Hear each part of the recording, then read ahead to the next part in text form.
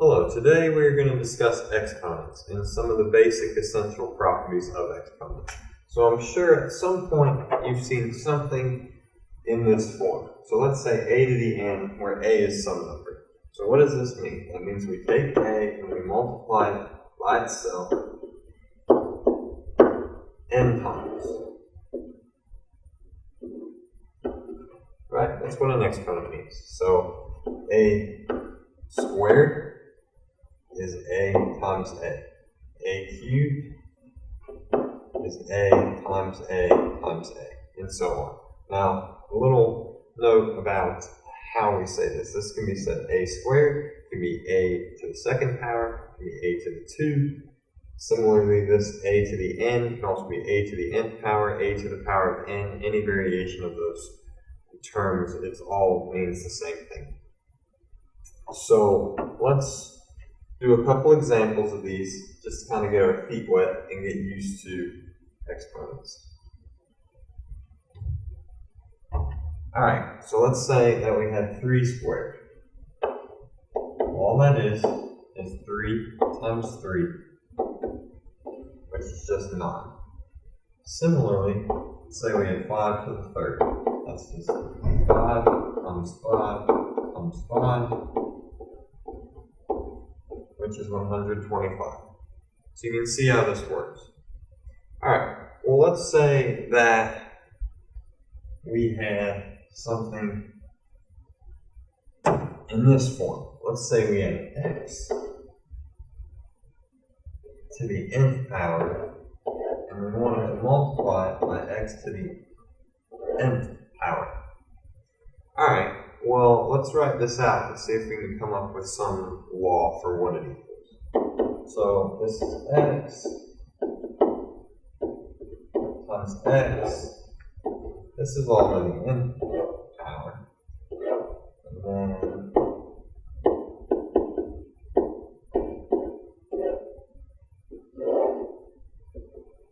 so you've got a row of n x's times a row of m x's. And we can take away the parentheses by the associative property of multiplication, and we just get a line of x's that turns out to be n plus n x's long. So that gives us the law that this here, x to the n times x to the n, gives us x to the n plus n. So let's do a few examples of this. So let's say that we had 3 squared times 3 squared. Okay, well that's just 3 to the 2 plus 2, which is 3 to the 4th, which is 81.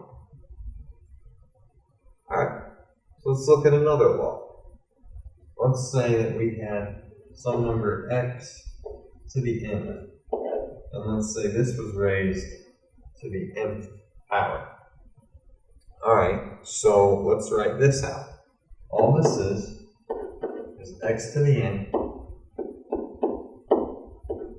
times x to the n, and we're going to have n number of x to the nth terms. So in other words, we have x times x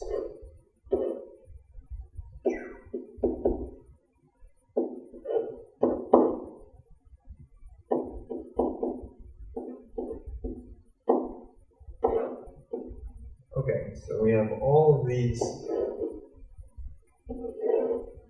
terms here, and we have n x's inside these interior brackets, and then over this whole stretch we have m brackets of x to the n. Now, it might be a little bit difficult to see, however,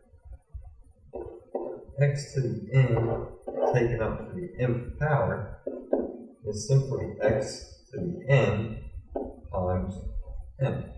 So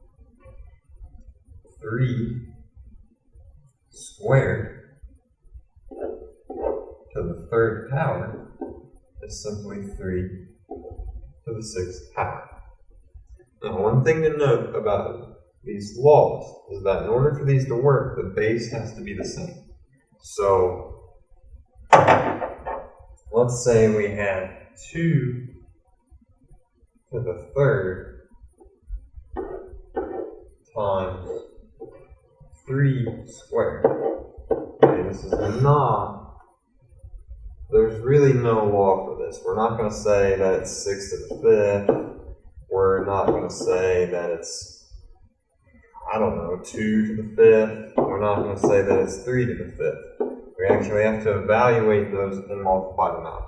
This is very wrong and very bad, and you want to avoid it at all costs. Alright, so our next rule regarding exponents regards something of the form a times b to the nth. Okay, this is a very important rule, and a lot of students struggle with it. But what this is a times b, a times b. And we have, so we multiply a times b n times. Using the commutative property, we can rearrange this a times a times a times b times b. And what we have are n a's and n b's. So what we do is we rewrite ab to the n as a to the n, b to the n. Alright, that doesn't seem that bad. However, this is where people get tripped up. So let's say we have 3x squared. Well, everybody always goes, well, that's just 3x squared. No, it's not. It's not 3x squared because you forgot to square the 3. So, 3x squared is 9x squared. And I can't emphasize that enough. You have to square both terms inside of the parentheses in order for it to be correct. So using the same logic as this rule, our next rule regards a quotient, something in a fraction. Well, recall that anything in a fraction can be rewritten as such. So using the same rule, we get that a over b to the nth is in fact just a to the nth times 1 times 1 over b to the nth and 1 to the nth. But 1 to the nth is just 1. So all this does is simplify down to a to the nth over b to the nth. So that's a similar rule. So let's do an example of one of these. Let's say we have 2/3 squared. Well, that's going to be 4. That's going to be 2 squared over 3 squared, which is just 4 over 9. Alright, good. So, to this point, we've dealt with exponents that are integers. Let's look at exponents that are rational, meaning they're fractions.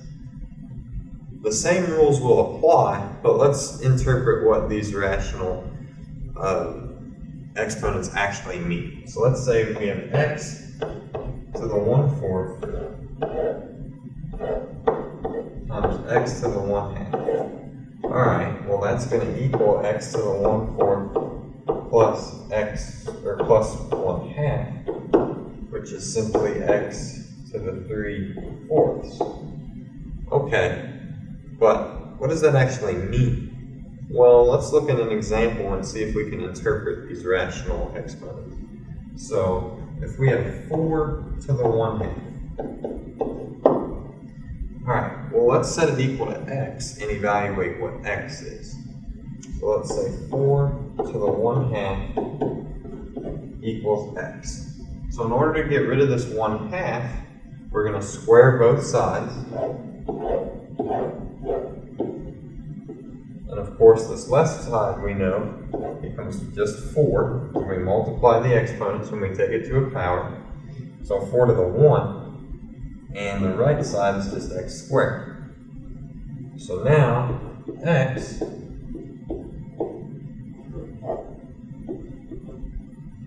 is plus or minus the square root of 4. So this 1/2 power is the same as a square root. And we find that in general, any x taken to be 1 over n power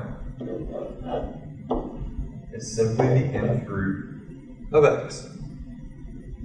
Now be careful, because when you have even powers, you have to remember this plus or minus, because with even powers, a negative, for example, a negative squared gives you back a positive. So keep track of your signs, especially when you're dealing with even exponents. Okay, so that's a good rule if we have 1 on the top, but let's look at an example where we don't. So let's say we have 27 to the 2/3 power.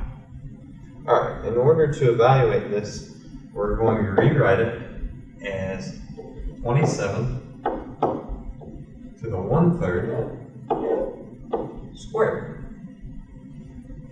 If we multiply these exponents together, we'll get back to that. So, let's do the inner part first. And that simply gives us the cube root of 27. Remember that we have to square. So the cube root of 27 is 3. And 3 squared is 9. So when you have a rational exponent that doesn't have a 1 in its numerator, then just break it apart and work with it chunk by chunk. The last thing we're going to discuss are our negative exponents. So maybe you've seen something written as, let's say, x to the negative 2, or x to the negative 1. So what do these really mean? Does it mean we have a negative number? Not necessarily. Can't be clear enough about that. So let's go ahead and use an example and see if we can interpret these negative exponents. So 2 to the negative 3, just like we did before, let's set that equal to x and see what we get. So in order to make this left side of the equation and get rid of that negative exponent, let's multiply both sides by 2 cubed. So then we get 2 cubed times 2 to the negative 3rd equals 2 cubed times x. Well, this here just becomes 2 to the 0, which equals 1, which is going to equal 2 cubed x. So we find that x is simply 1 over 2 cubed, which gives us our next rule. Any x to a negative n power is simply equal to 1 over x to the positive n power. And one more rule to go over, and that's if we have something of the form x to the n over x to the n. Again, very important in this rule that these exponents have the same base. So this is the same as x to the n times x to the negative n. That's what we just learned. So if we multiply these two together and we use one of the first rules that we learned, all we get is that x to the n times n. So whenever you see exponents with the same base written in a fraction, what they actually are is just the difference of the two fractions. So let's say we had 3 squared over 3 to the third. Well, all that equals is 3 to the 2 minus 3, or 3 to the negative 1, which is just 1/3.